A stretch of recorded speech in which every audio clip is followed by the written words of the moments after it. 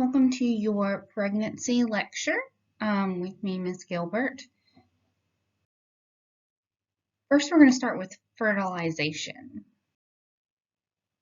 So the fertilization process requires a mature ovum, an egg, that is not been through the process of 4 menses.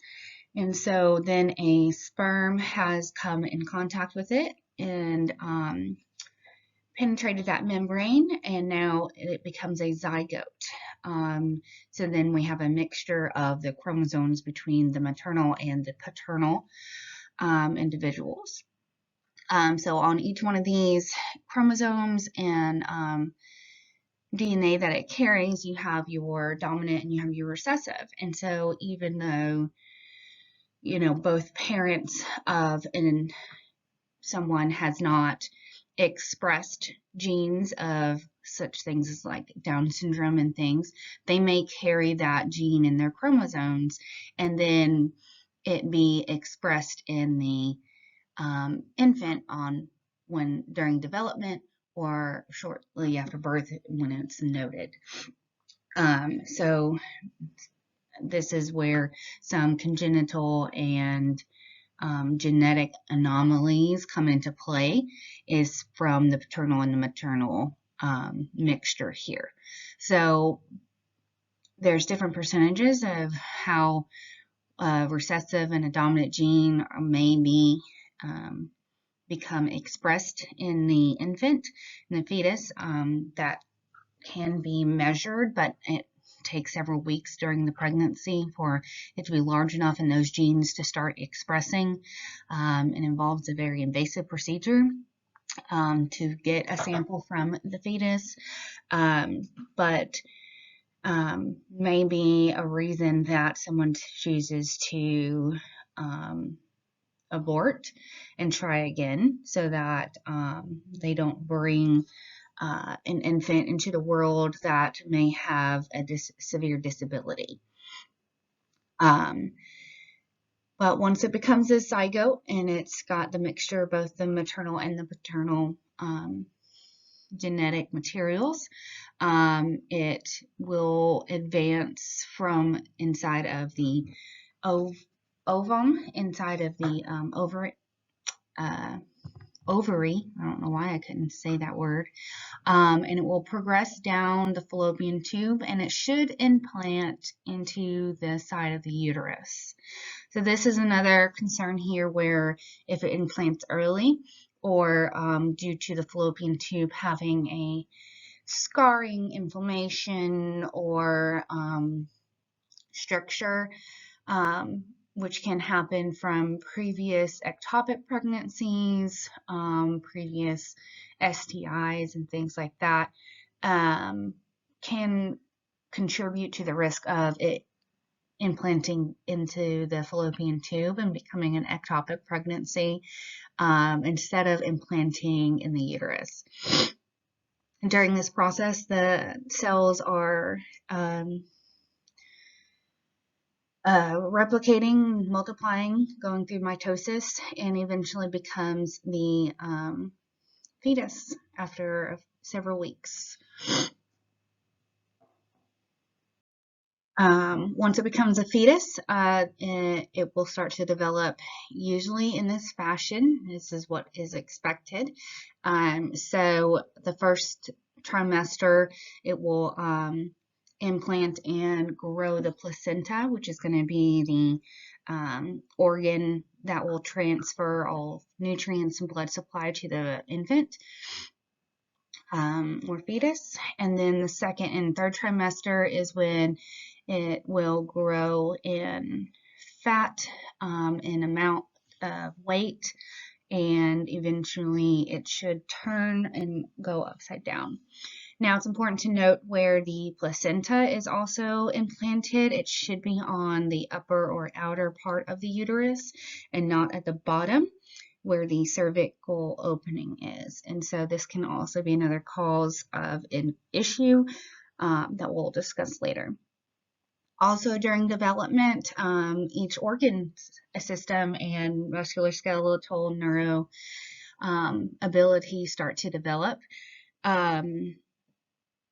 So the brain is the first thing to start developing, usually during the second month.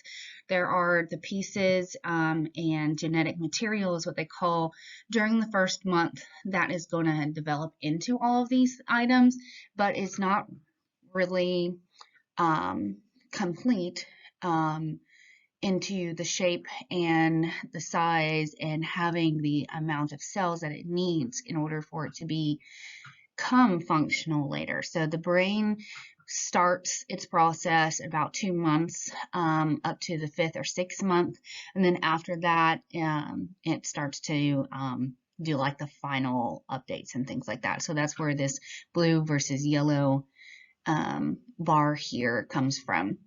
So with the heart being the second thing that comes into play, it's finally got all of its pieces in the right area, in the right position, and has all 4 chambers, and will likely become an effective and functioning heart starting at month 3 through month 6, and then the last few months it should be finalizing its process. So those are the 2 major ones that, of course, we need for life, and then the other ones begin to develop over time. These all will be checked on the intermittent ultrasounds that are going on through appointments. It will check where the baby implanted to make sure it implanted in the uterus. It will also check to see where the placenta is implanted, which can be difficult, especially early on in pregnancy. So this may not be caught until actually the 3rd trimester if it did implant in the cervical opening. And then also looking at the development and structures of the baby, their heart, brain, their hands, feet, mouth, everything, all of their limbs, making sure that they have developed normally. And they'll get a glimpse of each one of these things at each appointment ultrasound that they do.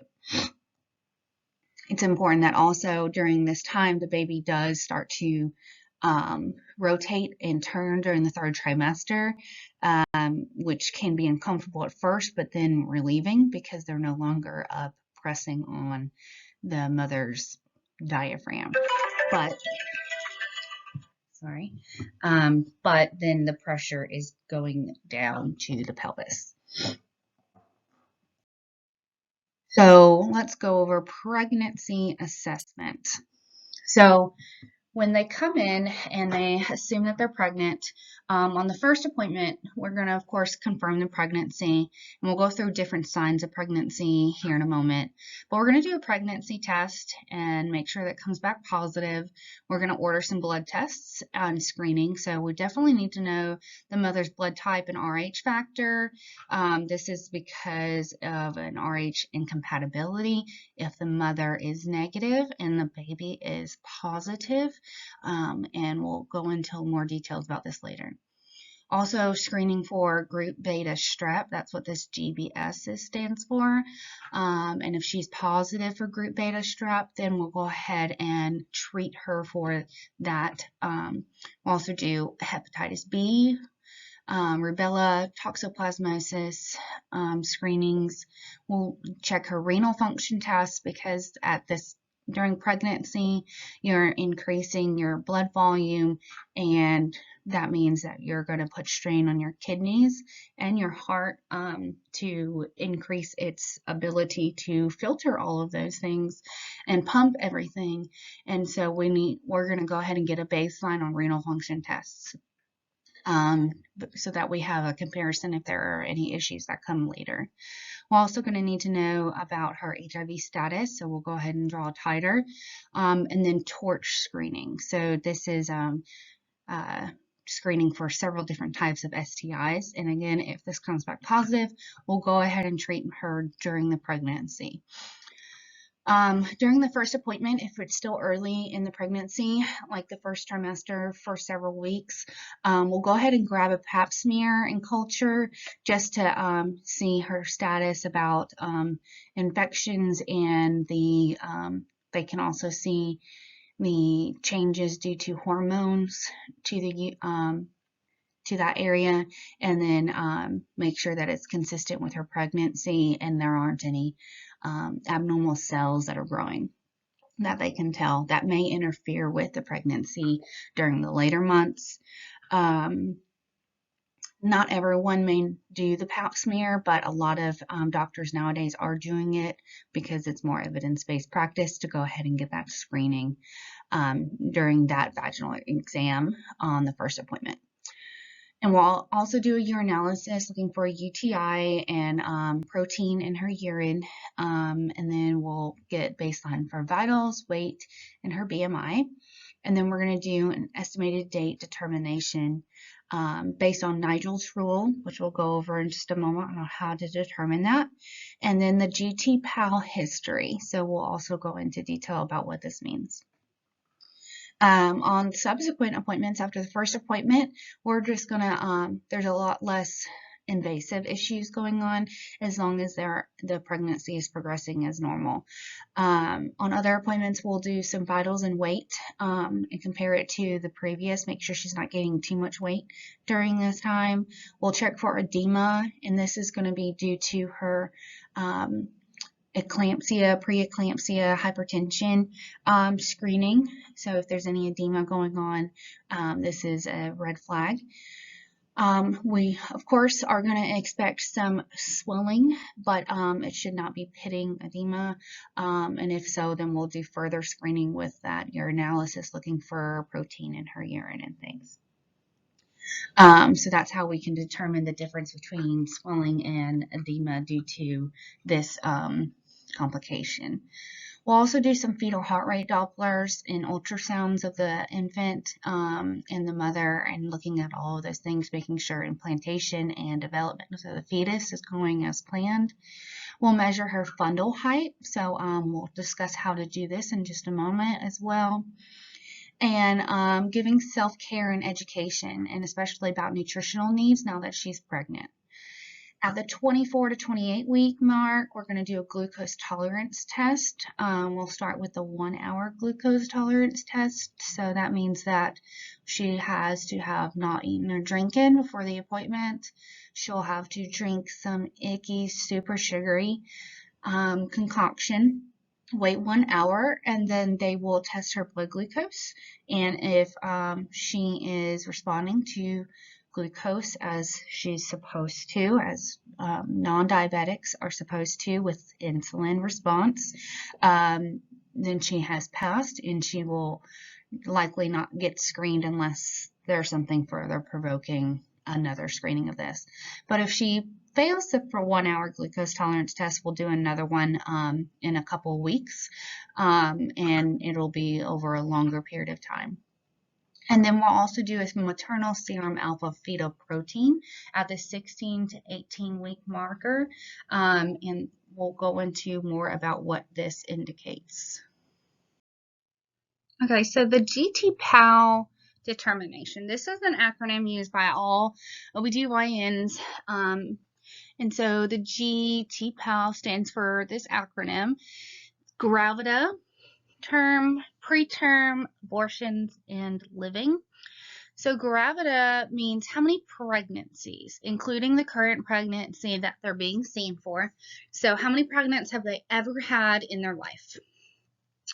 T is going to be for term. So how many of those pregnancies were born at term? Preterm, so how many were born at preterm? Abortions, mean babies that were born or were not alive.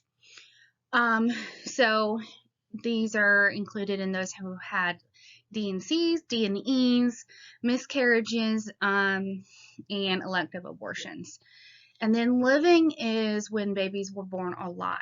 So this is an acronym, again, widely used by all OBGYNs. And so on their history, they'll have like this G4, T2, P1, A1, L3. And so that means that this person had 4 pregnancies, or maybe currently pregnant with the 4th pregnancy if she's currently pregnant. The term, she had 2 babies born of term, and 1 was born preterm. And then she's had 1 abortion, which means that the remaining of the 3 were living. So with the T and the P only adding up to 3, but she's had 4 pregnancies. She has had a term, a preterm, and the abortion, so that equals 4. So this lady is not currently pregnant. And so when this doesn't add up, that's when we can determine that this person is currently pregnant. Okay. So moving on. Again, also, just to point out, the abortions is not the political term for abortions. This is a medical term. And so any baby that is not alive, either on its own of natural causes or of induced. So abortions, this little tag of 1, 2, 3 on this A part is determined by they've had to be treated for any of those things.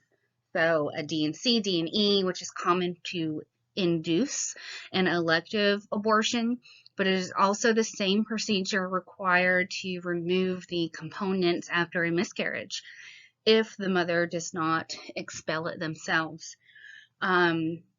So this is also why in the media sometimes it can be construed a little bit, getting on a little soapbox here, about the data that they use, using incorrect data. So they'll use data pulled from medical records and things like this and see this term abortions. And so again, this also includes miscarriages. So using this data just for the elective abortions for their agenda is not accurate data to be using.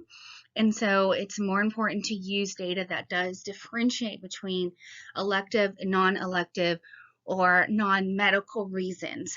So if they don't differentiate between the data on this A portion, then I would hesitate to believe that data. Okay, so next we're going to determine her estimated due date based off of Nigels Rule. And what we're going to do is need to know her last menstrual period, LMP, and specifically the first day of that period. So based on the last day of her period, then we're going to use this rule of subtracting 3 months, adding 7 days, and then, of course, the next year. So say that her last menstrual period was September 4th, 2006. This is just some random date. So 9 being the month for September, we're going to use the number 9. Minus 3 is 6. So this means that she is going to be due in June. So if her last LMP was on the 4th, we're going to add 7 days. So that's 11. So June 11th, and adding 1 year is 2007. So that makes her due date June 11th, 2007. We're going to make sure that we're including the current month in the calculation. So we use September as a 9 instead of using the next month. Also, it's important to note that if, say this was September 30th, we would make sure to use from 31 and then plus 6 more days would make it the 6th, but that would carry over the next month from September to start on October. So we're still carrying from one column to the other if we go over our days. So make sure that we know, again, how many days are in each month. So if there's 28 days, if there's 30 or 31 days, this may change your month. Make sure that that part does not trip you up. So also what we're going to do is going to do a fundal height measurement. So the provider will measure from the symphysis pubis to the top of the fundus. This is usually pretty accurate usually after week 18. And the centimeters from the pubis to the top of the fundus is closely equivalent to what gestational week that the mother is at. plus or minus 2 weeks.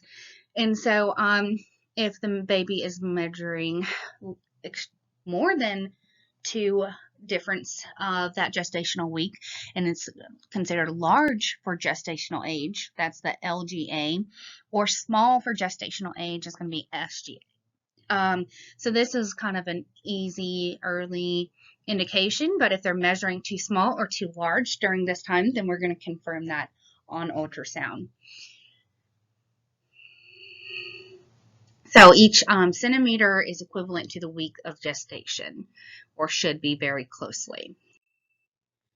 Now, it's important to note the viability of pregnancy. So this is the point where the infant can survive outside of the uterus.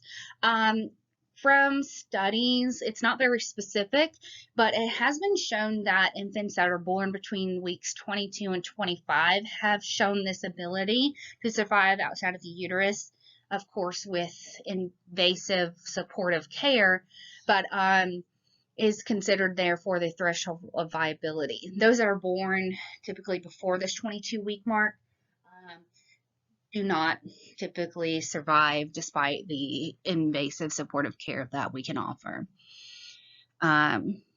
So that's where we are with medical advancement technologies and interventions for infants that are this small, but also with the viability of their lungs, being able to breathe, and their cardiac function being able to sustain the extra stress outside of the uterus.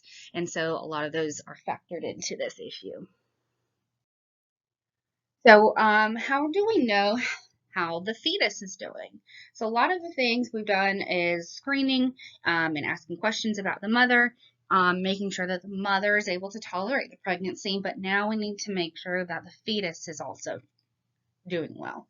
So one of the major ways that we do this is through ultrasound, usually abdominal ultrasounds. If there's a concern early in the pregnancy, they may choose to do a transvaginal ultrasound. So the probe is elongated instead of flat, and it is inserted through the vagina and can get a different view of the uterus and ovaries to see where the it has implanted. So this can determine the fetal well-being and the amniotic fluid levels. So if their amniotic fluid is not enough for the infant, or too much, we can have problems with this. So then this is the terminology used then here is the hydromenose. So we have allohydromenose, polyhydromenose, so alli being low and poly being too much, and then normohydromenose. We'll talk about later with my instance of becoming allohydromenous and the reason for that. Now, another assessment is through the non-stress test. So this is going to measure the fetal heart rate and contractions at the same time. And so the client, the mother, will press a button when she feels that the fetus is moving, and that's when it will mark on the monitor and determine if the fetal heart rate, which should increase if they're moving, their heart rate and things should be increasing, and then the body hopefully should not be contracting during this time.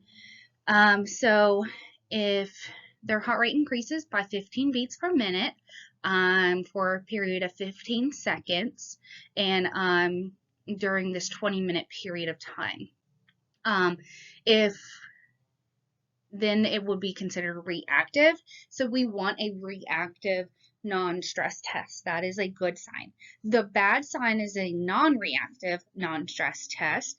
And so the baby's heart rate either did not do it twice, did not do it within that 20-minute period, or did not increase by 15. And so there's different reasons that this could be, and it needs to be followed up on. So is the baby not moving as well, or is there cardiac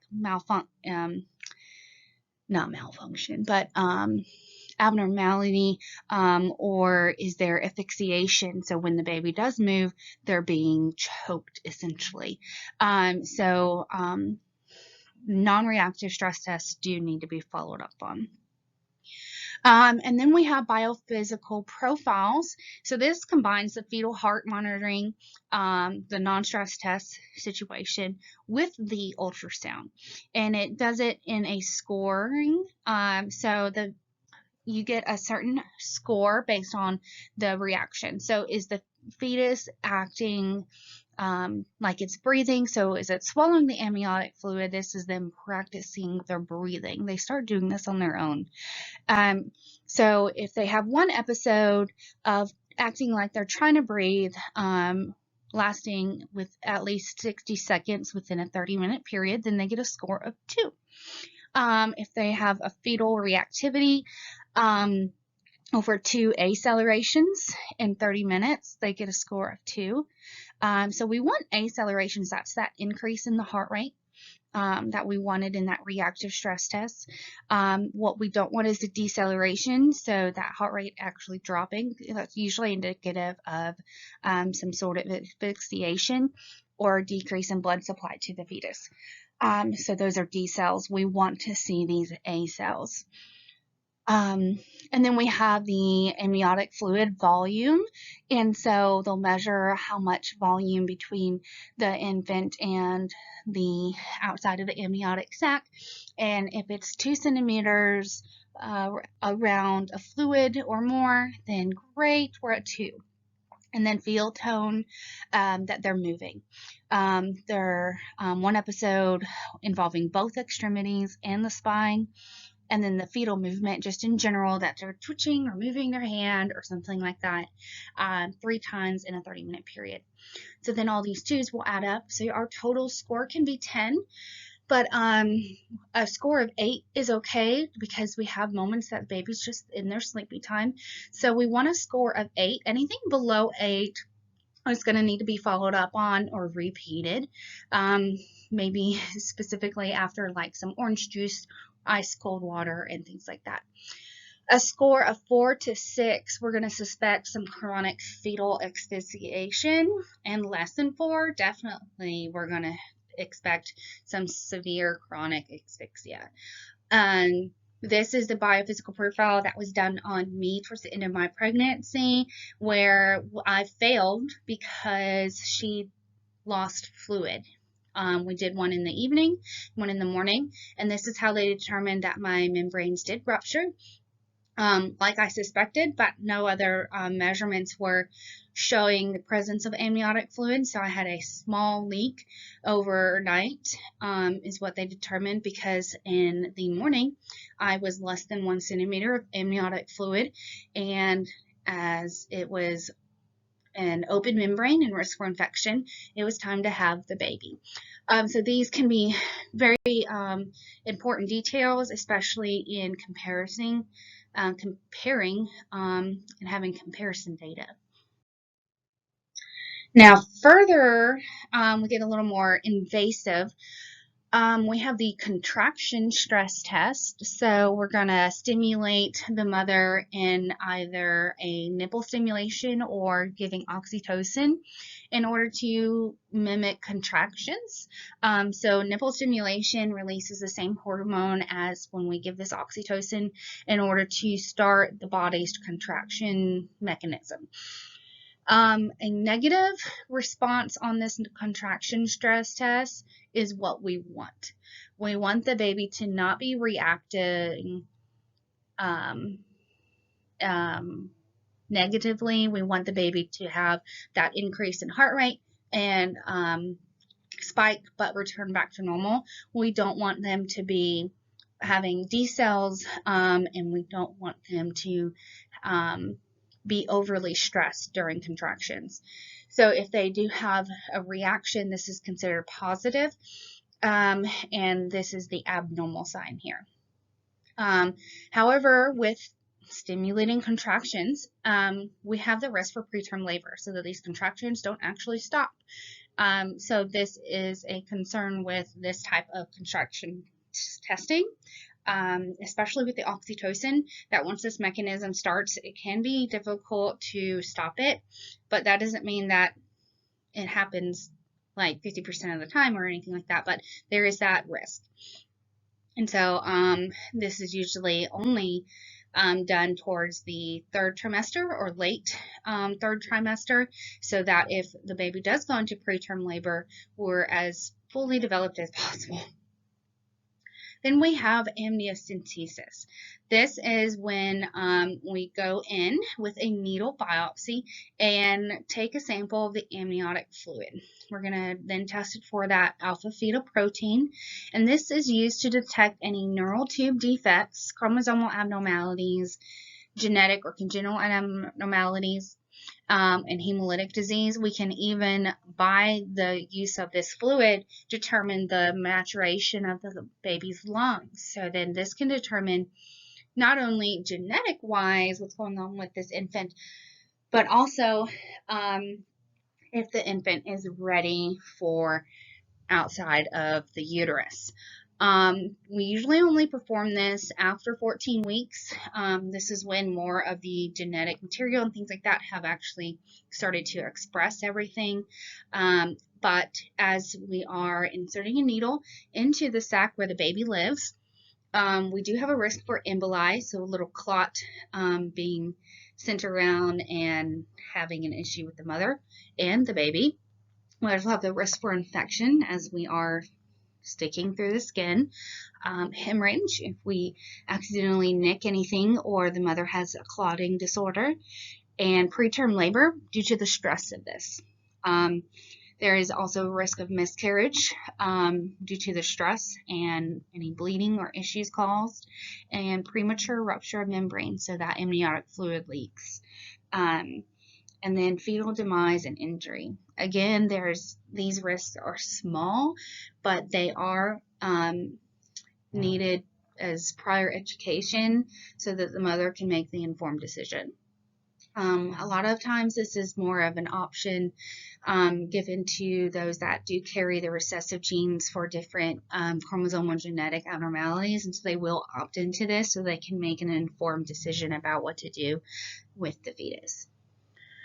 Percutaneous sampling of umbilical cord is another invasive procedure, and so just like it says, we're going to percutaneous, so from the outside into the inside, but instead of going into the amniotic fluid, we're actually going into the umbilical cord. Again, to look at fetal alpha proteins as well as the fetal hemolytic anemia. And a need for the fetal blood transfusions.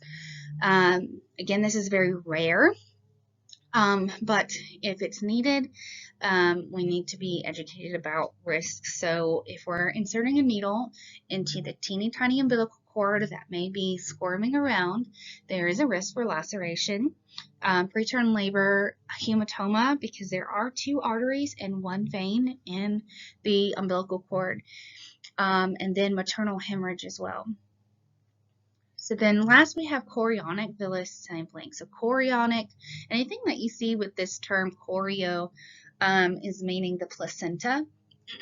So this is when they're going to take a sample of the placenta, usually done during the first trimester as an alternative to the amniocentesis, but testing for all of those same chromosomal abnormalities, hemolytic disease, and things, but it also still carries the risk for miscarriage, fetal demise and injury, and infection of the placenta as well as the amniotic fluid because of the space that we're going into to get to it.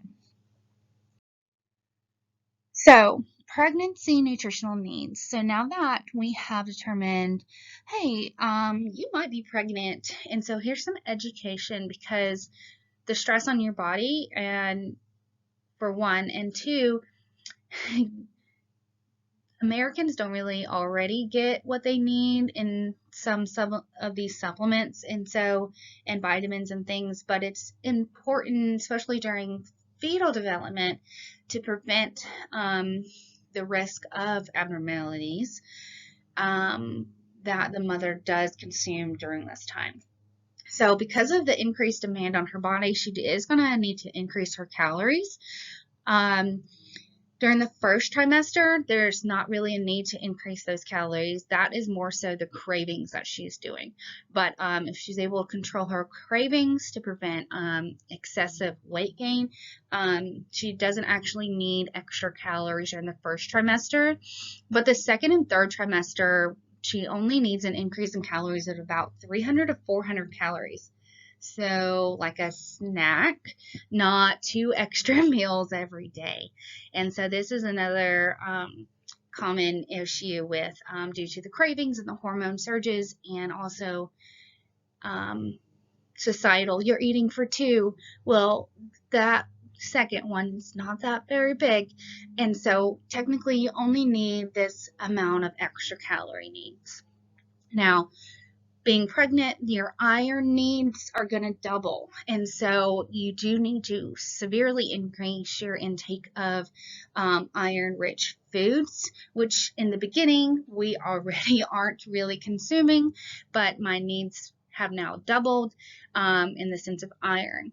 So spinach, green leafy vegetables, liver, tuna, things like that are going to be benefiting her iron intake. This is going to decrease her risk for iron deficiency anemia due to the increase in production of blood products that she is trying to produce to deliver a circulatory system almost double her needs, double her system. So circulatory wise, we are about doubling. We're doubling in about how much blood product is circulating in our body.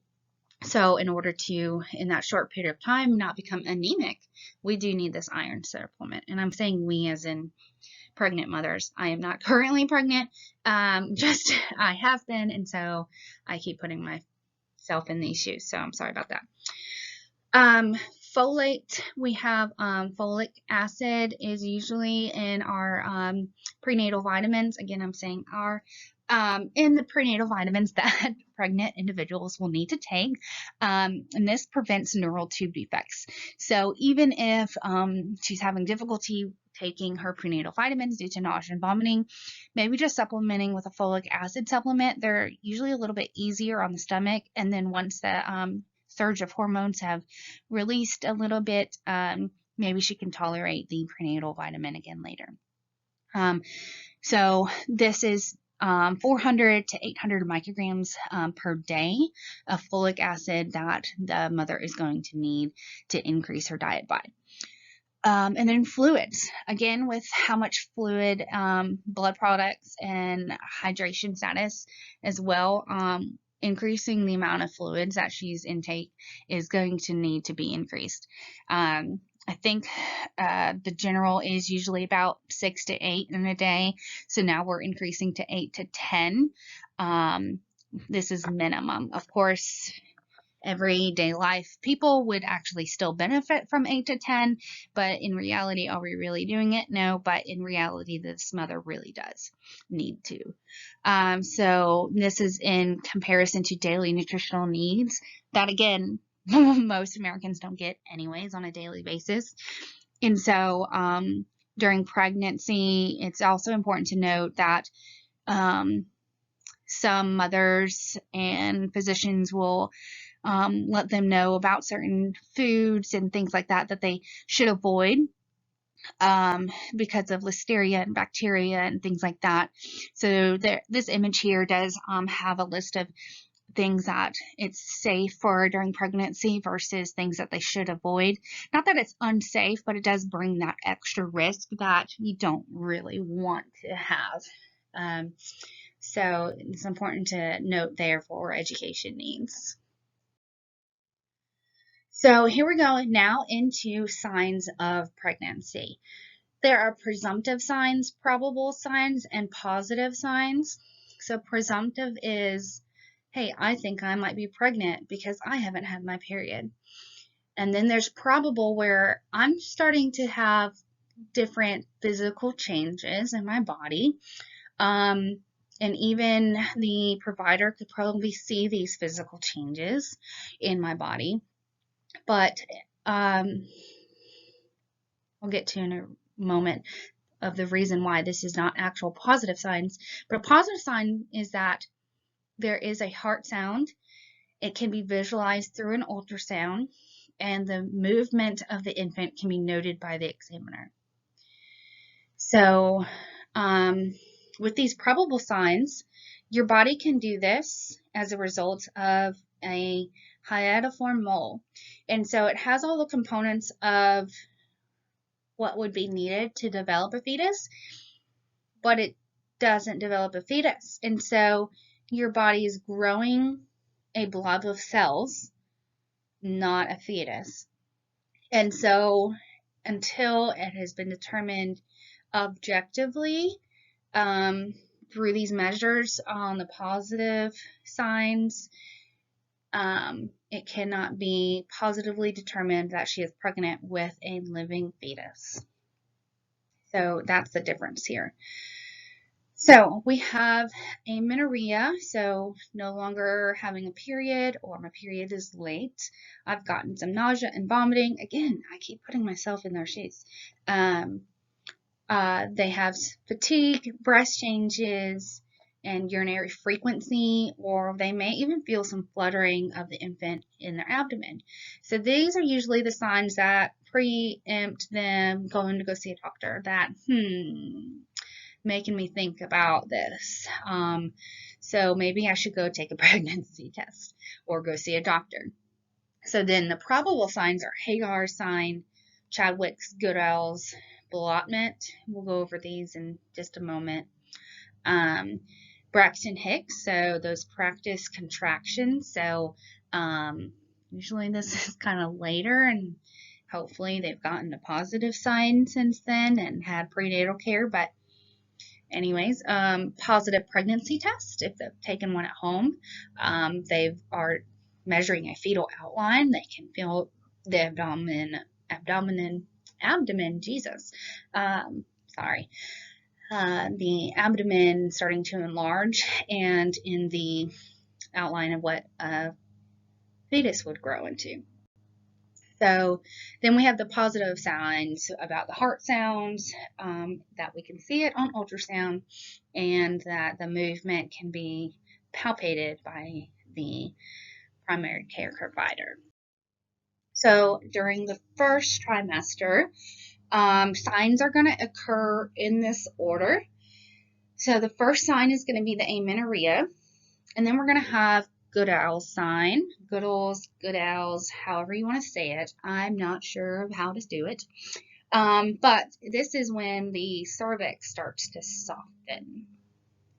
And then after this occurs, Hagar's sign will occur next, and that's the softening of the uterus. Linea nigrae, if this does happen in the client, will happen before striae. And so that's this dark line down the center midline of the abdomen.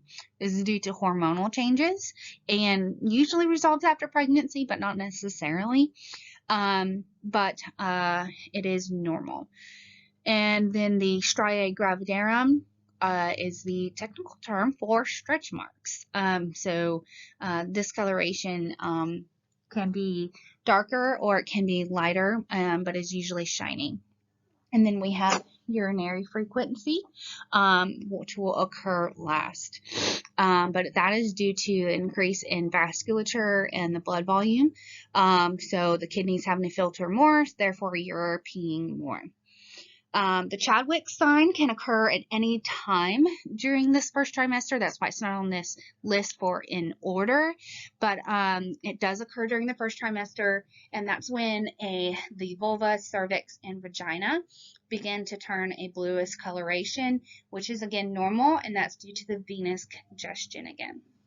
Now, during the first trimester, for education, if they are having any of these problems, they do need to report these to the provider. So these are the abnormal signs. So any burning on urination, diarrhea, or fever and chills, these all can indicate different types of infection and should be reported. Severe nausea and vomiting, which is going to be indicative of hyperemesis, or it could be precursor signs to hyperemesis, and need to be reported to make sure that she's getting her nutritional needs. And then any abdominal cramping or vaginal bleeding occurring during the first trimester needs to be reported and followed up for any determination if she is miscarrying or actually she has an ectopic pregnancy, and therefore what the next step will need to be. Okay, so second trimester, these things may not occur in this order, but definitely occurs during the beginning and end of the second trimester timing. So we have quickening, which is the fluttering sensation that the mother feels. And we have spider nevi, which is the webbing of the reddish discoloration, usually on the face, but not always on the face, as you see in this first picture down here on the left. And then we have also what starts to occur during the second trimester is supine hypotension. So what can happen is that when the mother starts to lay on her back, pressure is from the baby onto the mother's vena cava, and so that causes the maternal's blood pressure to drop, but that also decreases her cardiac output and therefore decreases the perfusion of not only her body but to the placenta, so then also is becoming an issue to the infant. And so if she starts to show any of these signs, she needs to let her doctor know. But the simple fix is just to lie down on her side, starting in the second trimester to prevent this from occurring. This did occur during my pregnancy and became an issue during the third trimester. So having this education, and it also just depends on how the baby is developing, and sometimes it might be okay for her to lie on her back, but sometimes it's not. So just as a good rule of thumb, starting to sleep on your side during this time. Orthostatic hypotension can also occur, so from lying down to standing up, the blood pressure will drop, and as such, that also decreases the cardiac output of the mother and perfusion to the infant. There is, again, like double the amount of blood being circulated, and the increase of stress on the body, and so going from a lying to a standing position, she needs to take her time. And then we also have this chlasma, which is the pregnancy face, and then so this is due to hormonal changes and usually resolves after the pregnancy is over. And then the urinary frequency usually resolves during the second trimester, but it will return in the third, as well as morning sickness also resolves during this second trimester, or it should. Cravings usually starts during this trimester if they didn't already start occurring during the first trimester. And then we have hemorrhoids, heartburn, constipation, backaches can occur during the second trimester. These are expected signs, but we will give education on how to prevent based on hemorrhoids with going more often, or suppositories, hemorrhoid cream, heartburn with food education to decrease that risk, constipation, increasing her fluids, which may also help with the hemorrhoids so she's not bearing down as much. Backache due to the position that her body is now manipulating into a new spinal position. So education about care of that. And then shortness of breath, that's because of the baby now encroaching onto the mother's diaphragm, and getting used to that. These are all, again, normal symptoms, but of course not fun symptoms. Like cramps, varicose veins can occur, and then gingivitis, epistaxis, which is the nose bleeding, and nasal congestion also can occur because of the difference in vascular network that's going on.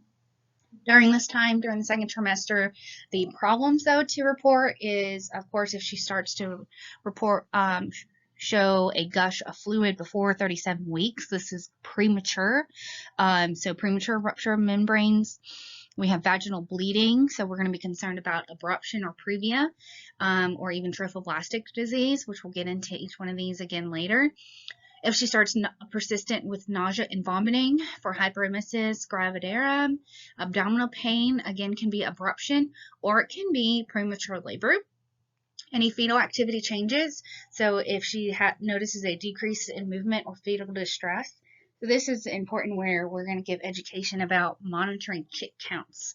So they should be counting their kick counts several times in a day, and if it seems to decrease at any given time, giving a glass of orange juice or ice water to kind of stimulate the infant with the cold and the sugar, and hopefully be back within that range.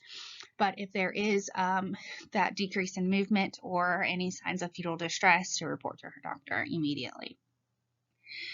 Fever or painful urination, dysuria, can indicate infection. And then especially if she starts developing any headache, blurry vision, epigastric pain, facial or hand edema, so not just lower extremity leg edema. This can be a sign of gestational hypertension, which can be a big red flag, and we'll get into those again later. And then we have signs of hyperglycemia and hypoglycemia that she needs to be aware of, and reporting to her doctor and what to do about those at home, which again we'll get into treating each one of these in a little while, but this education is prevalent in the second trimester or during those appointments.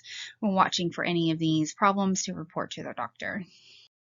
Now, during the third trimester, these are going to occur in this order. And so first we have lordosis. So that's the internal curvature of the spine due to the shifting of weight. And then we have anterior neck flexion as a result from the lordosis. So if your weight is being carried forward, you're going to try and correct with your head and neck. And so you're going to extend your neck, causing this neck flexion. This can contribute to headaches, but then that's where we need to ask those additional questions about other symptoms to make sure that we're not having symptoms of eclampsia and things, and that this is just due to the anterior neck flexion, due to body positioning during the third trimester. Then we will get lightning, or the mother will get lightning. And so this is when the baby drops and settles into the pelvis. So the baby should have already come up, which causes the pressure on the diaphragm, turns, rotates where their head is facing down, and then drops into the pelvis. So that's the lightning. So it feels a little bit easier to breathe now. But then because of the baby settling onto the pelvis, we again have urinary frequency. The body will start practicing contractions with Braxton Hicks. The baby should be also practicing against the contractions, but the body is not actually contracting. It's mimicking what is going to happen hopefully soon for Braxton Hicks. And so it is a muscle that has likely not been used or wasn't being used. So it's going to these contractions, and it's stimulated by hormones during the third semester. Then during that time or shortly after, we will get a surge of those hormones. So those practice hormones practicing for delivery. So there's that surge feeling or surging. So this is usually when the mother starts nesting. They get a surge of energy, they get a surge of sexual needs and other things because of the surge of hormones. And then lastly, we will be preparing for labor and delivery. So the hemorrhoids, heartburn, and all of those other issues that were common during the second trimester may progress into the third trimester here. And the same problems that were educated to report as problems for the second are also going to be reportable for the third trimester. So next we're going to go into those pregnancy problems. So getting a little more in detail on the nursing side for interventions, whereas before we were more of assessment and education. So with RH incompatibility, this is one of the leading causes of miscarriages and can be prevented through the use of ROGAM. So on that initial appointment, when we pull labs, and we will test the mother for blood type and compatibility of RH factor. If the mother is RH positive, they are not at risk for this. But if the mother is RH negative and they have a partner that is RH positive, it is possible that the baby will then end up being a positive RH factor. So it is only in these cases that this risk is in a possibility, and as it is a possibility and directly leading to miscarriages, an easy deterrent is to prevent the maternal body from recognizing the RH positive and making antibodies against it. Now, the problem here is when it's for the second pregnancy, and those antibodies have already been formed, and then recognizing this is a foreign body and attacking the infant or fetus.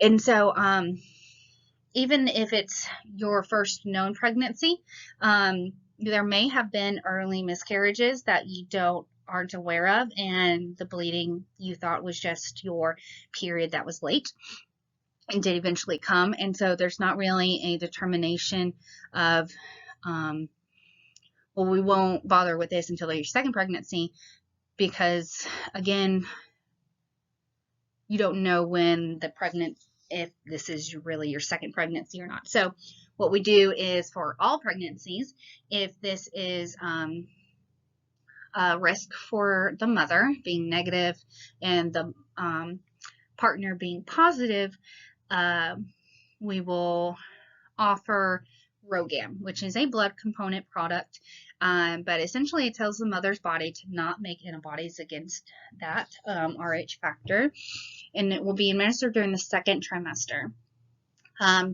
Then after birth, the baby's cord blood will be sent off for typing and screening, and if the baby is then noted to be positive, then there is definitely the risk of that blood intermingling and the mother creating those antibodies. The mother would get a second dose of ROGAM during that postpartum period, and that's to prevent her from continuing to develop those RH positive antibodies, and hopefully prevent any miscarriages in the future if she continues with the same partner. Early vaginal bleeding. So we have, several causes of vaginal bleeding that we're going to go through. Some that are in the early stages and some in the late stages is kind of how I separated them. So vaginal bleeding that occurs during the early stages of development and pregnancy are going to be usually due to miscarriage, or also referred to as a spontaneous abortion. We have then ectopic pregnancies or a trophoblastic disease issue going on. So first, miscarriages, which is again termed a spontaneous abortion because, again, abortion is a medical term. This occurs before 20 weeks and usually means that the fetus or the components were less than 500 grams. It can be threatened miscarriage, inevitable miscarriage, an incomplete, complete, or a missed miscarriage. Missed miscarriages means that the body did not recognize the miscarriage, that the fetus had died, but continuing with the pregnancy. So the mom actually had absolutely no signs or symptoms. Then so typically though, for these other ones, we have cramping, rupture of membranes, cervical dilation, can even have fever, and are at risk for hemorrhaging. So looking at their vital signs for tachycardic and for hypotension. As with miscarriages and any kind of vaginal bleeding, These mothers are at risk for DIC, which is a clotting disorder where they continue to not clot and just bleed and hemorrhage out. Most of these types of miscarriages will require a D&E or a D&C. So that's a dilation and evacuation, or a dilation and curettage. And so this usually if it's under that 20-week mark, either one is, I don't really want to say acceptable, but not as like a personal thing, but can't think of the right terminology, is appropriate, I guess, D&E and D&C, but it then just falls down to the physician's preference. With any miscarriage, as if the mother was an Rh negative factor, we will encourage the use of ROGAM, because that may have been the cause of the miscarriage, but we won't know, and we can't test the fetus. And so to prevent, hopefully, this from happening again, if this was the cause, then we'll continue with the ROGAM. And then, of course, pain relief, as this is can be quite painful, and also therapeutic communication, being mindful of this situation going on. Then we have ectopic pregnancy. This is when, instead of planting into the uterus, it implants outside of the uterus, and usually this means it's in the fallopian tube. This is one of the leading causes of infertility and is described as having a unilateral stabbing pain and spotting of brown or dark red blood between the 6 and 8 weeks after their last menses. But if they have bright red bleeding, this can indicate that the fallopian tube has ruptured and increases the risk of hemorrhage and shock. So then additionally looking for the symptoms of pallor, dizziness, and vital sign changes as indicated. In these cases, we may administer methotrexate. This medication will help dissolve the components and prevent it from further developing and enlarging, and hopefully before it ruptures the fallopian tube. Surgical removal may be indicated, or surgical salvaging of the fallopian tube can be done in order to prevent an increase in infertility due to damage, scarring, or removal of the fallopian tube. Then we have trophoblastic disease. So this is when a grape-like fluid cluster develops in the placenta instead of advancing into further embryonic stages. So again, it has all of the portions that it started as a fertilized ovum, started to replicate, comes up as a positive pregnancy test, but instead of going into the embryonic stages, starts to develop into these random groupings of cells. It can be considered a complete mole or partial mole. A complete mole means that it's only the paternal materials are developing abnormally, versus the partial mole is going to have pieces of both paternal and maternal. This is actually an indication that the client is going to be at risk for choriocarcinoma, so cancer of the placenta and the uterus. So this can be in teens and those that are pregnant that are older than age 40, and it resembles prune juice, the bleeding that comes out. It's really dark and thick, but it's due to the rapid overgrowth of the fetus and abnormal implantation of it. So these clients can become anemic from blood loss, and those that are developing signs of preeclampsia before 24 weeks may be in this category. Late vaginal bleeding is going to be usually between these three causes. We have abruptoplacentae, placenta previa, and vasa previa. So abruptoplacentae is the premature separation of the placenta from the uterus after about 20 weeks. So it abruptly disengages. As such, this is painful. Fetal morbidity, and this is the highest cause of maternal death, and DIC can occur again here. It's painful, and it's a sudden onset of bleeding. The uterus will be tender, and hypertonicity contractions will be noted on the monitor. The fetus will be in distress, and typically the mother will show signs of hypovolemic shock because she is bleeding internally.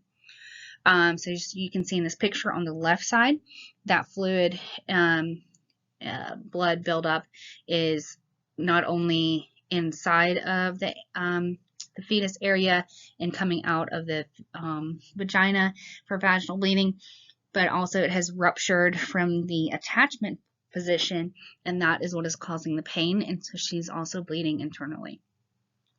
This is going to require immediate birth of the baby, IV fluids, blood products, and oxygen in order to intervene against the hypovolemic shock side of it. But if the infant is not immediately birthed, the infant can die, as well as this rupture is going to need to be surgically fixed, and the baby is in the way. So in order to also save the mother's life, the baby needs to be moved. So requires immediate birth, and this is an emergency. Whereas placenta previa is when the placenta implants on the lower segment of the uterus, where the cervical os, the cervical opening is, instead of on the fundus, which is at the top. So when they have vaginal bleeding, it's painless. They don't have any pain. And then we have bright red bleeding when the cervix begins to dilate and efface. So this is usually late in the 3rd trimester when we're getting ready for delivery, and so maybe before or after the rupture of membranes, but it's when that cervix is starting to dilate and efface and starts to open up, but that's where the placenta was implanted. So as that's opening up and stretching, it's going to break the placenta. So that's what's causing this bleeding, but it's not painful.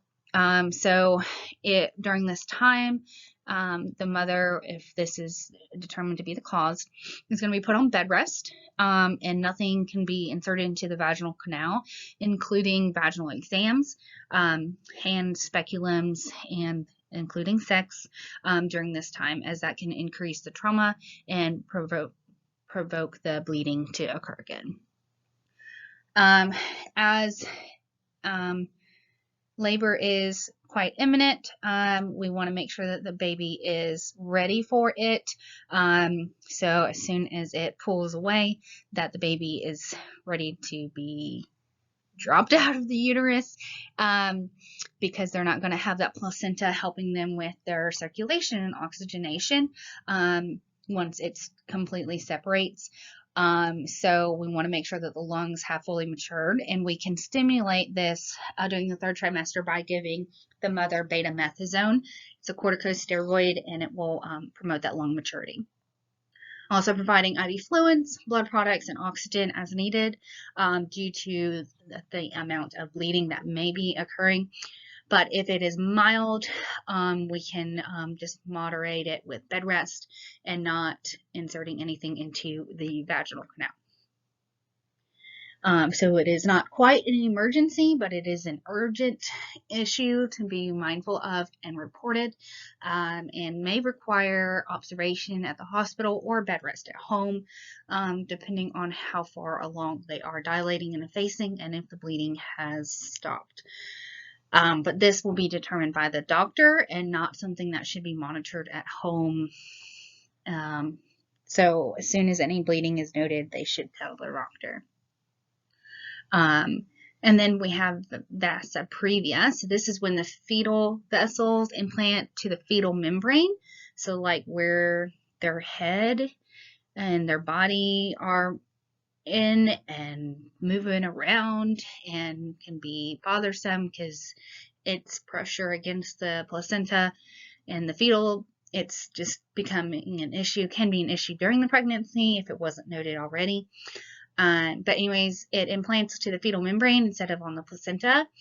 But this won't be noted as an issue. Sometimes if it wasn't previously screened for because it's happened on previous pregnancies, it cannot be noted until labor. So once she starts to labor, that pressure from the contractions then causes the bleeding. And so then we're at risk for bleeding, but only during labor and delivery. So it's also important to note the different times of these bleedings versus which ones is emergency, which one's urgent, and then what we can do about it. So abruptia has the U for abrupt. So that is painful. So it also has the U, is how I like to think of it. And then you have previa, which is got the E, which is painless. So E on the less part. So painless, previa, painful, abrupto. And then vasa previa is just when we have vaginal bleeding at the time of labor and delivery. Another thing that can happen is cervical insufficiency.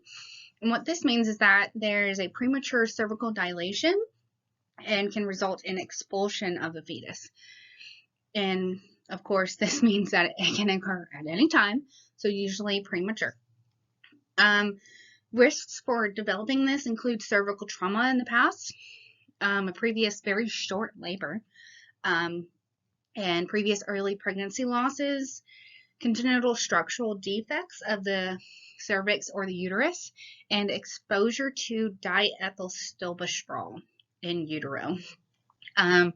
So symptoms of this include feeling the need to push or an increase in pelvic pressure, but then their discharge will be kind of pink stained, not so much blood and like vaginal bleeding, but their discharge can be pink stained and up to bleeding. There may be a possible gush of fluids, so rupture of membranes, and then contractions, which then result in the expulsion of the fetus. And the ultrasound can show a short cervix, funneling, or effacement of the cervical os. If this is looked at, again, unless they're having problems, usually the cervix is not commonly looked at. And then we can provide prophylactic cervical circlage. So this is going to reinforce the cervix with a ligature and can be done between 12 and 14 weeks, but it will need to be removed around 36 weeks in order to allow for the natural labor and delivery process and cervical dilation and effacement. So it just holds it in place to keep that pressure from the infant from breaking through the cervix. But if this is determined to be an issue with clients, they're going to be on activity restrictions and or bed rest.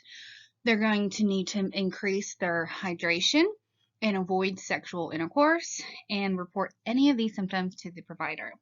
If they do opt for the ligature, they may be able to retract some of this care, but it's going to be determined by the provider and how well the procedure was impactful. So the next problem we're going to discuss is hyperemesis gravidarum. So this is hyperemesis as in excessive vomiting, and gravidarum meaning due to pregnancy.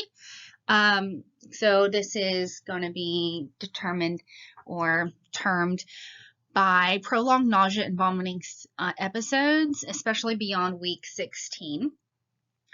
So week 16 being about the time of the second trimester, or that these nausea and vomiting episodes are so excessive to cause the maternal client to have weight loss, dehydration, nutritional deficiencies, electrolyte imbalances, and or ketonuria. So this is different from morning sickness. Morning sickness usually gets better after you eat and only lasts during the first, maybe into the second trimester. And they're able to hold some foods and drinks down, especially during different periods of time. Usually morning sickness is not just in the mornings, it can be in the mornings and in the evenings, and it's due to that surge of hormones. But when that surge is decreased, they are able to intake food. Whereas hyperemesis gravidarum is throwing up all day long, regardless of when the hormone surges, and doesn't get better when they do get food in, and can last into the third trimester.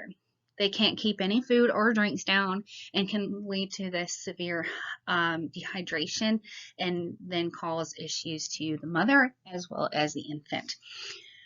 This is one of the causes. This can cause an increased risk for intrauterine growth restriction, small for gestational age, and preterm birth.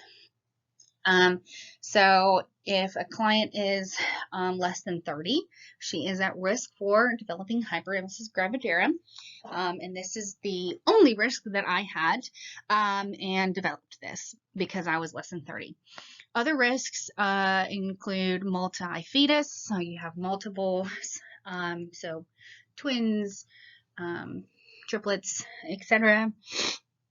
If you have trophoblastic disease, so those moles that are forming instead of fetuses, then you have also emotional distress can be a cause, so maybe that was another risk that I had.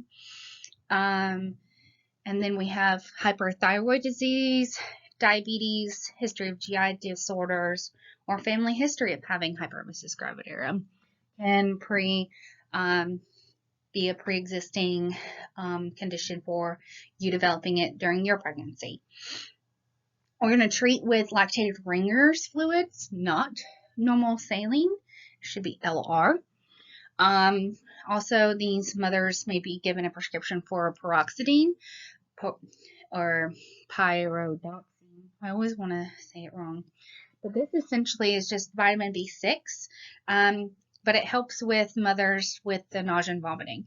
This was a great drug for me to have, but you can only start it after a certain number of weeks or weight of the baby or something like that to make sure that it's not becoming a teratogen or some reason. I don't remember what they told me. So it can't always be started during the second trimester. You have to be a certain point in the second trimester. We can also give metoclopramide, but again, using cautiously because there are neuro side effects of this. Zofran is not a method of treatment for clients because it can be a teratogen to these clients. So in general, we try to stay away from Zofran during the first, second, and early third trimesters because it is known to be a teratogen to the infant. We can also provide corticosteroids to help increase or decrease the inflammation and response to the surge of hormones, and therefore hopefully decreasing her feelings of nausea and vomiting. And it's important to slowly advance the diet, not as soon as you feel like you can eat again, go jump onto some, mashed potatoes and chicken and all this. So still slowly advancing the diet, even if you have your appetite back. If no improvement, Some clients have had to need enteral nutrition or TPN. So it's important that she continues to keep her provider updated on the progress of this to prevent any nutritional deficiencies and then risk for the fetus on what this can entail. Iron deficiency anemia, we've kind of talked about this a little bit, but it is definitely an increased risk for a client to develop iron deficiency anemia if there's been less than 2 years between her pregnancies, if she's had a history of heavy menses and a diet of low iron consumption. If a client has also undergone a weight loss program recently, it could be unhealthy for her body, especially in the terms of iron. And so knowing a lot of this history will also help us determine her risk for this. Symptoms usually include fatigue, but some people do crave unusual food items, but not everyone. So usually the only symptom is fatigue, which you're pregnant. So it can kind of be written off as you're pregnant. We'll see how you feel in a few more weeks once the hormones level out and things. But that's why we do the initial screening, so we have that baseline of hemoglobin, hematocrit, and things. The unusual food cravings is termed pica, so like they'll crave ice chips, which is okay and fine, but then it may progress to like chalk and plastic and things like that, which is not okay. So it's important that they get this information. So what we'll see for these clients that do have iron deficiency anemia related to pregnancy, their hemoglobin will be less than 11, hematocrit less than 33, and their ferritin will also be low, which is less than 12. Sometimes it's enough to just have make sure that you take your prenatal vitamin, because this does have some iron in it. But if they were already on a prenatal vitamin and they have still developed to this, then we need to increase so they can take an iron supplement and increase iron-rich foods. Again, those green leafy vegetables and liver and some types of fish. If they are going to need to take iron supplements, education about taking it with a vitamin C, either vitamin C supplement or vitamin C rich food, because this can cause constipation. And so also education about increasing their fluids, which they are already hopefully supposed to be doing because they're pregnant, but even more so now because they now have this risk, or it has actually been determined that they are anemic. Prenatal iron therapy may be necessary in some clients, that even after all of these conditions or treatments, or that it's so severe that we don't have time to wait a month to see if it gets better, that the mother may need a blood transfusion to correct this anemia. So next we are going to go into gestational diabetes mellitus. So this is when the client, the new mother or expectant mother, has developed the intolerance to glucose now. So she is now diabetic, but the only change now has been that she has gotten pregnant. So symptoms usually resolve about 2 weeks in the postpartum period after delivery, but many of these clients, a large percentage actually of these clients that have developed this intolerance to glucose during pregnancy, will develop type 2 diabetes later in a few years. So it's important to note that even though that this is a fairly easily treated, monitored condition during pregnancy, it comes with a lot of risks to the fetus though. So macrosomia, so large, and then large for gestational age. So the baby can get really fat, the baby can grow really big because of the extra exposure to glucose. And then therefore they're building on a lot of fat that they are not needed. And as you can imagine, having a big baby coming out than you wanted to can be traumatic. So birth trauma can be indicated. It can also lead to electrolyte imbalances and neonate hypoglycemia. So they're used to all of this glucose in their womb, but then as soon as they get out into the world, they're like, hey, I'm using too much insulin, but they don't realize that for quite a while. So they have continued to be hypoglycemic for quite a while. And so these infants, neonates, will be monitored very closely on their glucose. Any infant that is born from a gestational diabetic mother. Infections are also at an increased risk for these mothers related to the glucose in the urine and a decreased resistance. So all that sugary fatness is also prone to bacterial growth. We also have a risk for hydromenose issues, which can cause uterine overdistension, placental abruption, and preterm labor, and therefore also increasing her risk for postpartum hemorrhage. Then we also have issues with ketoacidosis, hypoglycemia, hyperglycemia, which again, the hyperglycemia due to the glucose is making the baby fat, the macrosomia. So initially, these mothers are going to be prescribed diet and exercise, and this is usually pretty well-rounded care and can actually cause this issue to not really be an issue by increasing her exercise and changing her diet. But if it's noted that later it's not enough, then we can progress to some oral hypoglycemics and maybe some insulin, but we have to be very, very careful about these. Some oral hypoglycemics can be teratogens to the infant, and then insulin use can be too much for the infant, but enough for the mother, and so there's a delicate balance there. So it's important for the mother to know how to do daily kit counts and making sure that she does her diet and exercise regimens as prescribed. And if there's any change in her daily kit counts, to notify her provider. Then we come to gestational hypertension. So she has to now develop hypertension as a result of being pregnant. Gestational hypertension in itself is not very concerning, but when it progresses to these other problems, that's when we are concerned. So this is when a client has developed hypertension after a 20-week gestational point. And usually blood pressure levels return to their baseline around the 12-week part of postpartum.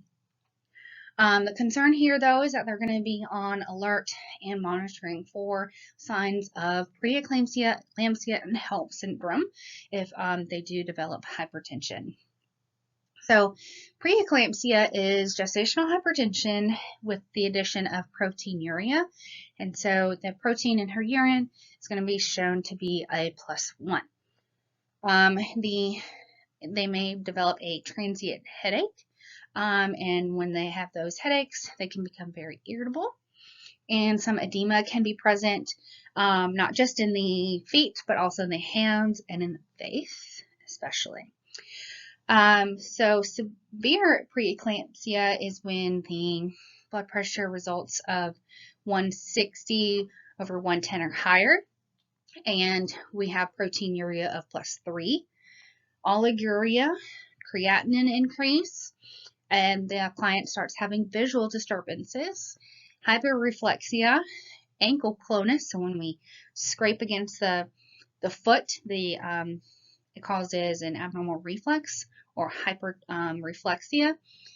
And we have extensive edema, hand, face, neck, legs, and then epigastric right upper quadrant pain where that liver is.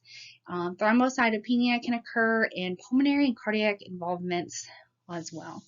So this can quickly proceed into complications. So it needs early monitoring and interventions. So I forgot to mention about with the blood pressure for gestational hypertension, this is usually about 140 over 90 at that 20-week mark or later, but on 2 separate occasions, but not necessarily 2 different visits, as in like they can come back and check her blood pressure in a couple hours. But it's important to note that 140 over 90 is just a recommendation, but hopefully, if she's been having prenatal care all through those first 20 weeks, they know her baseline. And then all of a sudden, it changing to 10 to 20 higher than her baseline is also an indication of gestational hypertension, not necessarily hitting the 140 over 90. So preeclampsia, we're adding some proteinuria 1+. Severe preeclampsia, we're adding now proteinuria of 3+, and our hyperreflexia issues and concerns about liver, cardiac, pulmonary issues. And then now we are progressing now to eclampsia. So all of the symptoms of previous, progressing from preeclampsia, now we're adding seizures and or coma. Usually before, though, they get to the seizures and coma, we have some warning signs. And so these need to be stated to the primary health provider. So when we're having those severe preeclamptic symptoms, such as the headache, severe epigastric pain, hyperreflexia, and hemoconcentrations. So if we've done some blood work, we'll be able to note these things. So any of those warning signs definitely need to be reported to the provider so that we can intervene immediately. But this can progress now to HELP syndrome. So the H standing for hemolysis. So the blood cells are breaking apart, exploding, breaking down. This can cause anemia, but also due to the products that are being released into the system, now we develop jaundice. E and L stand for elevated liver enzymes, which has given us the epigastric pain and nausea and vomiting. And then the LP for low platelets, so usually that's less than 100,000. And so this means that they are thrombocytopenic and may be at risk for bleeding or already bleeding. They will have increased in clotting times and can be seen to have bleeding gums, petechiae, and they may have DIC. Treatment for these, if we're developing into the preeclampsia, severe preeclampsia, we may go ahead and pre-treat to prevent these things from happening. But we will treat with magnesium sulfate. And I'll go more into detail about this in a moment. And these clients will be on bed rest and prescribed de-stressing activities, limiting their sodium intake, caffeine, alcohol, tobacco, and other stimuli, making sure that they're drinking lots of fluids. And if they do develop into seizure activity, making sure that we maintain that airway, and then any antihypertensives as prescribed. Again, we are limited on what type of antihypertensives that we use, and so if they are prescribed, to not vary from the frequency, the amount, or to a different type from your family member's blood pressure medicine and things. So for magnesium sulfate being used as the prevention of seizures and things with women that have the severe preeclampsia, it can also be used for other reasons, for slowing and stopping premature labor, which we'll get into later, as well as protecting the brain's brainstem of premature babies. So what we're using for is the first reason. So we're depressing CNS system for clients that have eclampsia and severe preeclampsia. When we go to administer magnesium sulfate, we're going to need a regulating control device, such as like a pump. We're going to make sure that we are monitoring the client's vitals, watching for deep tendon reflexes, because again, we want to look for that hyperreflexia. Level of consciousness, urine output, headache, visual disturbances, epigastric pain, uterine contractions, fetal heart rate, and fetal activity. The client may have initial feelings of flushing, headache, sedation, and burning at the site when we are initially initiating the bolus. Can be reported, but usually resolved after a few minutes. However, magnesium sulfate can result in toxicity, and so if we are doing all of these assessments, we should be able to recognize these problems early. And so on our assessment, the client shows an absence of the patellar deep tendon reflexes, and urine output of less than 30 an hour. They're not breathing very well, so they're breathing slower than 12 a minute. They have a decreased level of consciousness, or any cardiac dysrhythmias have developed new onset. And if this occurs, we're going to stop the infusion, and our antidote is going to be calcium gluconate or calcium chloride, and make sure that we have equipment and supplies ready for any respiratory or cardiac arrest that may occur, and so that we can prevent. So sometimes this indicates the need for a rapid response. All right, so this concludes the lecture on pregnancy for assessment and problems. These came from your ATI textbook, is my main source, and it's from chapters 3, 4, 5, 6, 7, and then 9. We'll discuss and review some of these things in class also on Tuesday afternoon. But I would encourage you to make sure that in addition to this lecture that you have read these chapters before progressing to your to prepare you for your pre-quiz, and definitely before you do your post-quiz for next week if you don't get to that point, because these will come back in your post-quizzes from this resources. If you have any questions, want to clarify anything, you can email me, but if I don't get to it, make sure that you bring it up during our class on Tuesday afternoons, okay? Also, I want to say thank you again for being patient. I'm not sure if you could hear certain different things going on, different knocks, and my daughter whispering and the dog barking and different things, where I had to start and stop this recording and start over on certain slides, because I am working from home, as I mentioned before, with my daughter being on quarantine. So this week, and I'm hoping to be back full time as long as she is doing okay next week. So thank you for being patient with me as I'm trying to also get all of this done while working from home with her. So I am also in the same boat as you guys, concerned about childcare and arrangements of things. So please reach out if you have any questions, again, like I said, or bring it up on Tuesday if I do not get a chance to see your email before then. Thank you. Hope to see you guys on Tuesday. Thank you.